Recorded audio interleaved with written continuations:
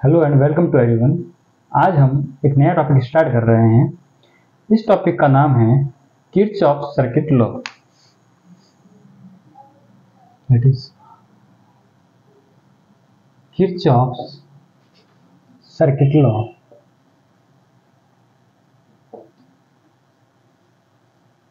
ये जो लॉ है एक्चुअली जो इलेक्ट्रिकल सर्किट होते हैं उन इलेक्ट्रिकल सर्किट के बिहाफ पे बनाया हुआ है।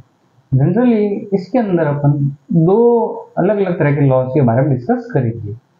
एक होगा किरचॉफ वोल्टेज लॉ और एक होगा किरचॉफ करंट लॉ। इससे पहले देख लेते हैं किरचॉफ है कौन, फिर अपन आगे देखेंगे जिससे अपने को बेसिक आइडिया हो किस बारे में पढ़ रहे हैं, कोई और कुछ नहीं। किरचॉफ सर्किट लॉ जो है एक किरचॉफ नाम के जर्मन फिजिसिस्ट थे जिनका पूरा नाम है गुस्ताव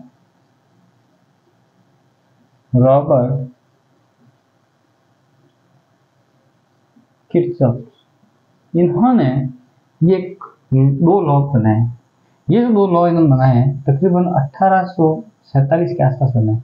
कुछ बुक्स के अंदर 1845 दिया हुआ है, कुछ बुक्स के अंदर 1840 दिया हुआ है। जो ऐसा एग्जाम में पूछा नहीं जाता है, जनरली अपनी नॉलेज के इस चीज को देख रहे हैं। और ये जो थे एक जर्मन फिजिसिस्ट थे।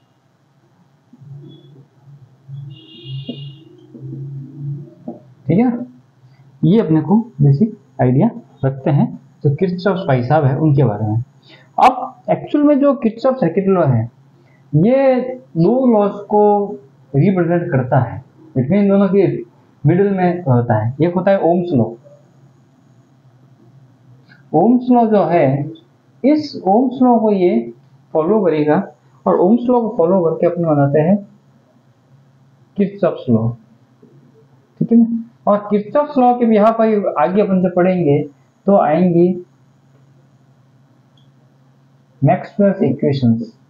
ये मैक्सवेल इक्वेशंस जो है वो कुछ इस तरह इससे ही निकल के आएंगी। ठीक है, तो अपने को ये आइडिया हो जाता है कि कोई भी लॉ होते हैं वो केवल अकेले नहीं बनते हैं, उनके आगे पीछे बहुत सी चीजों को अपन को रिप्रेजेंट करना पड़ता है। अब अपन इसके बेसिक लॉज के ऊपर आते हैं। इसे एक बार हटा देता हूं।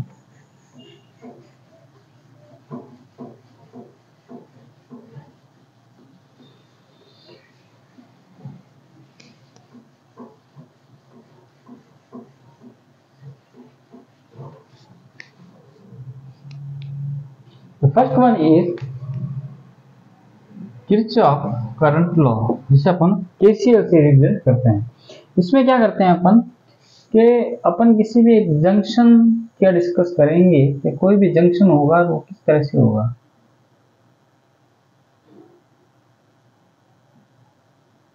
ठीक है, यहां पर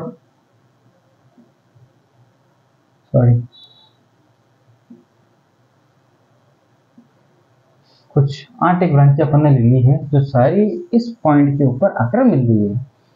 जिसे मैं नाम देता हूँ 1 2 3 4 5 6 7 और 8। इनके साथ में अगर सब आई लगा दूं तो क्या हो जाएगा, ये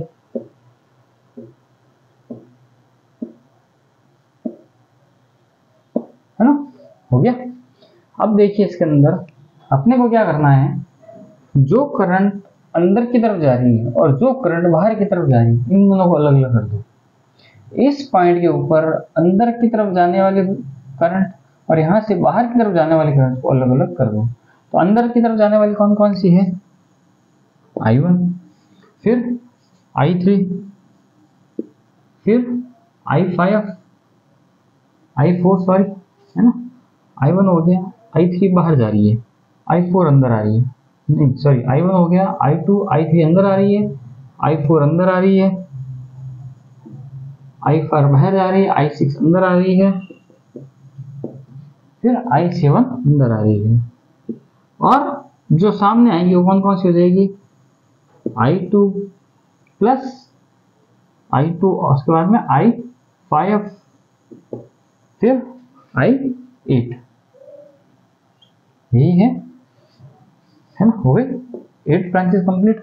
अब अगर मैं इसको इधर लेकर आ जाऊँ क्या हो जाएगा मेरा, I1 minus I2 plus I3 plus I4 minus I5 plus I6 plus I7 minus I8 is equal to 0।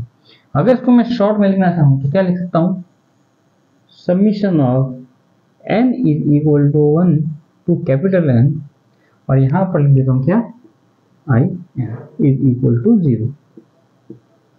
तो ये जो इक्वेशन है ये इस इक्वेशन को रिप्रेजेंट करेगी कि नहीं करेगी, है ना। तो ये जो इक्वेशन, इसके बाद यहाँ पर अपन क्या समझते हैं कि जो भी इस करंट के ऊपर या इस जंक्शन के ऊपर जो भी इनपुट करंट है उसका अलजेब्रिक सम यहाँ से बाहर जाने वाली आउटगोइंग करंट है उसके अलजेब्रिक सम को देखेंगे, they both are equal to each other, ठीक है ना। तो ये कंसेप्ट जो है किरचॉफ के करंट लॉ के अंदर लगा हुआ है। इसके बाद में अपन बात करते हैं किरचॉफ वोल्टेज लॉ की। इसे यहां से रख कर देता हूं।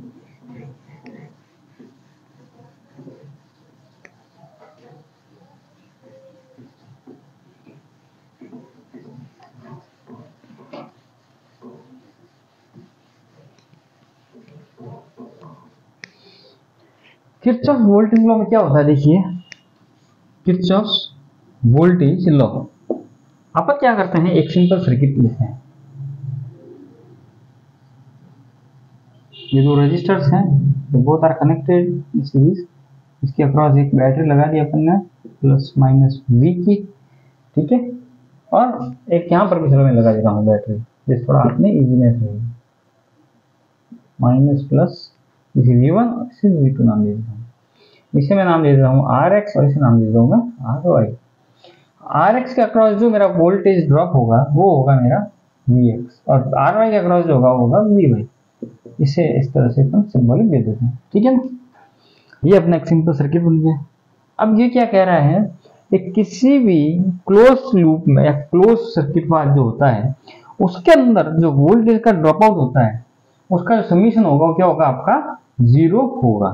तो वो कैसे निकालेंगे अपन, सबसे पहले मैं यहाँ से यहाँ तक गया तो मेरा आ गया V1, फिर यहाँ से यहाँ तक आया तो प्लस टू माइनस क्या होगा, माइनस का VX, फिर यहाँ से यहाँ आया तो वापस प्लस से माइनस जाएंगे तो आ जाएगा माइनस का VY, फिर यहाँ से यहाँ आया तो माइनस टू प्लस में प्लस का V2 इज इक्वल टू 0, ठीक है ना। अब इसे और लास्ट टाइम जब सॉल्व किया वैसे करके आ जाएगा यहाँ पर वापस, तो summation of n is equal to 1 to capital N Vn is equal to 0। तो इस तरह से अपन इसको लिख सकते हैं। तो किसी भी क्लोज पाथ में, किसी भी क्लोज इलेक्ट्रिकल सर्किट में अगर अपन उसके वोल्टेज का सम निकालेंगे तो वो किरचॉफ वोल्टेज लॉ के अकॉर्डिंग क्या होना चाहिए, 0 आना चाहिए। ये किरचॉफ वोल्टेज लॉ था। तो किरचॉफ ने जो अपने दो लॉ दिए, पहला था किरचॉफ करंट लॉ और सेकंड है किरचॉफ वोल्टेज लॉ। इन दोनों के बिहाफ पर अपन क्या करते हैं, अपने सर्किट के अंदर करंट और वोल्टेज की वैल्यू निकालते हैं। आगे जो अपन क्वेश्चंस करेंगे उसके अंदर ये बहुत ज्यादा हेल्पफुल होंगे। आई होप आपको समझ में आया होगा। अगर कहीं कोई प्रॉब्लम हो तो इसे वापस आप देखिएगा, आपको क्लियर हो जाएगा इजीली।